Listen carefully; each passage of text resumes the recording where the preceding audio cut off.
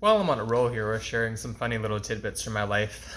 Um, I'm going to share a couple moments where I had some unexpected moments of laughter and embarrassment when I auditioned for teaching a couple times. So, one time when I did my indoor cycling training, I was really nervous to teach. Really, really nervous. And I wasn't quite sure if I was ready to teach yet. I had taken tons of classes, like at least two a day and at least 5 days a week. I was really, really passionate about it. This was back in about 2015, roughly. Um, and I kind of sat on it for a while, and then I started getting asked to teach spin. And I taught not a lot. I practiced in my on a bike, and I did it to myself, and I made playlists and drills and everything like that. But I was kind of wondering, like, how am I going to break into this new craft of teaching cycling classes when I'm not an outdoor cyclist? I'm a former runner, and I've been practicing and teaching yoga at this point for 3 years as a teacher, I think, roughly. And then what was I? 2010. So about 5 years as a yoga student of yoga, and more than just the asana, but just yoga, period. So I got an emergency email from the Jewish Community Center, and I was asked if I would be willing to take over a spin class for one sub.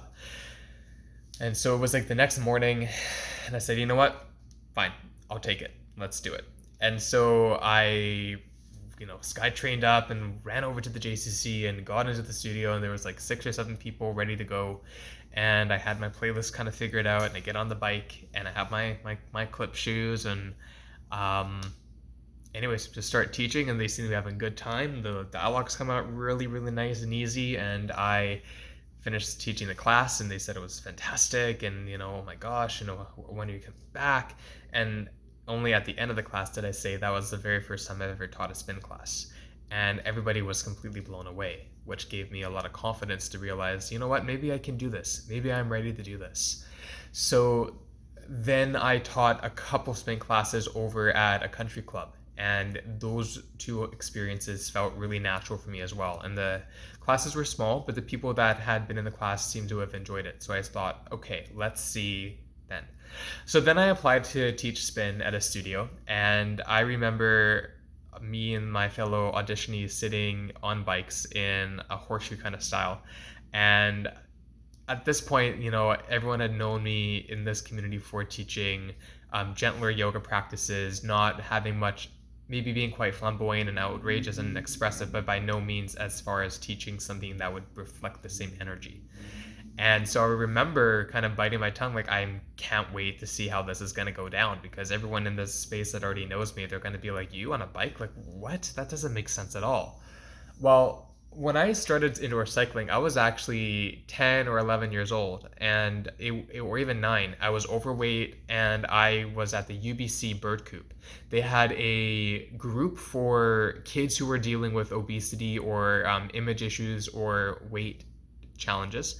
And so my mom found it for me, and I think also maybe one of my therapists might have recommended it to me. And so I went, and one of the portions of what we did was indoor cycling in the bird coop. And so there was this 90s style kind of like blacklit room with graffiti on the walls, and it was like in a club idea.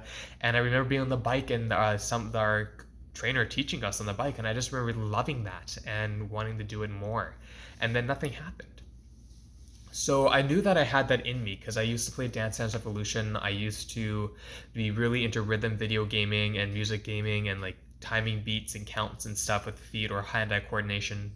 So I thought, well, spinning, I'm sure I can bring that into teaching spinning. I'm sure I can figure that out. So I had only taught 3 spin classes, period. But I had taken tons, and I had my previous teaching from teaching yoga. So I knew what I was doing to teach and to instruct and to put something together. And I knew that I only had, 5 minutes to make an impression. And so I realized, just give it, Hiiro. So anyway, I'm like, I don't know, halfway through the group. I think I might have been like the fifth out of the 8 or 9 people.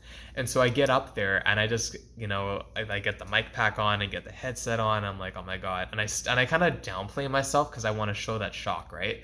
And so here I go, I get on the bike and I put on what's it called? Shot Me Down on Bang Bang by, oh man, I'm gonna, Skylar Grey. And so I put that on and I just go for it. I just nail it. And before I sit down on the saddle to start teaching it, I forget to adjust my saddle height. So as I'm getting hyped up and I'm like ready to go, there I go, sit my ass down on the saddle, and the saddle's like this much height between me and the saddle. So I like plop down. I'm like, whoa, excuse me. So I stand up and I'm like, whoa, let's change that for a second. Okay, let's go. And then I just zone in. The lights are all fully off. I'm on that bike and I am just giving it like a boss ass bitch. And it was probably one of the most memorable auditions that I've had. And for those that were in there, I would say it's probably one of the more memorable experiences that I still chat about with those same people today. And then the second track that I had was Bad Girls by MIA. So then I did that for like jumpings and counts up and down. And then before I knew it, it was done. So I got the opportunity, and and then I remember teaching my fourth spin class, and I was helping a fellow friend of mine out who was an experienced spin teacher, and they were saying to me that they're really hardcore. The class is always full, kick their asses. They know you, but they haven't experienced you as a teacher yet.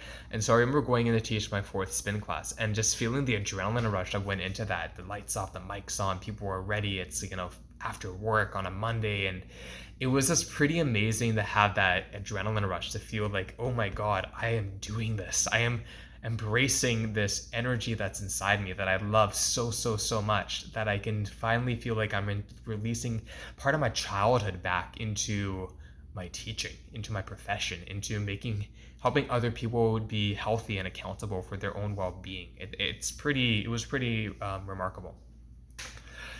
The second audition that really stands out the most to me is when I auditioned to teach hot yoga for the studio that I was at. And I was wearing, it was a bit of a wardrobe malfunction. Wearing a tank top, no problem. And I was wearing these really nice pants. They were like, just above the knee, kind of a capri length style. They were made out of I don't know, what was it, like a linen, some kind of linen fabric, like silk linen, cotton. And I thought, okay, whatever. And so anyway, in the sequence, because there was many of us going through like this set sequence, I was given on your belly, so prone, I was given a few back bends that kind of threaded into the other. And so as we were waiting, because we would go from the beginning of the sequence to the end, and I was kind of near the end of it, I remember one of my fellow auditionees was cueing squat. And so when we sat down into squat, all of a sudden I hear this major tear, and I immediately realized, oh my god, my inseam, my crotch on my pants has ripped completely. And of course, the one day that I'm wearing a jock strap to an audition is that same day. So here I am wearing a jock strap. My ass, though I think I have a really nice ass, is hanging out. The people that are auditioning us on the other side behind me, so who knows if they even took acknowledgement of the fact that even though they might have known me very well, my damn ass is hanging out, my gay Jewish ass, and I still have to do this audition. So I, as subtly as possible, kind of backpedal myself and walk back to the wall and just start practicing. And I remember that my people that were auditioning us, I looked over at them and I just said, I'm good. I'm just gonna stay right here. And then one of them is more theatrical and comical, and one's more kind of serious and focused on like what's going on. And so the one that was a little bit more cheeky, their body language, their non-verbal language kind of gestured like, was I okay? And I said like, yeah, I'm fine, but I kind of like, I was like, and they looked at me like, and then it was like, oh, it's fine, whatever, just you do you, right? So here I am. Nobody noticed. People knew that something ripped, but they thought it was like someone's body part that might have gotten a tear or like an injury. And here I am, like embarrassed and like blood red in my face. And by the time it comes to me, I'm literally like standing up and I'm literally like pulling like the inseam back, giving myself a wedgie, tucking, and here I am like trying to be like this and then, getting major camel toe. And so I go up and I start doing my few things and I'm literally zipping through my dialogue and I'm on adrenaline, like let's just get through this. So everyone's on their belly, and I'm like, okay, this, that, unicorn this, glitter like that, hug this, pull in, lift up like a butterfly, woo! Just a completely ballistic balls to the walls. And I'm like, I'm screwed. There's no way that, there's no way. I know that my cueing and teaching is great, but there's no way that the way I'm composing myself would elicit that I would be, put through this audition process.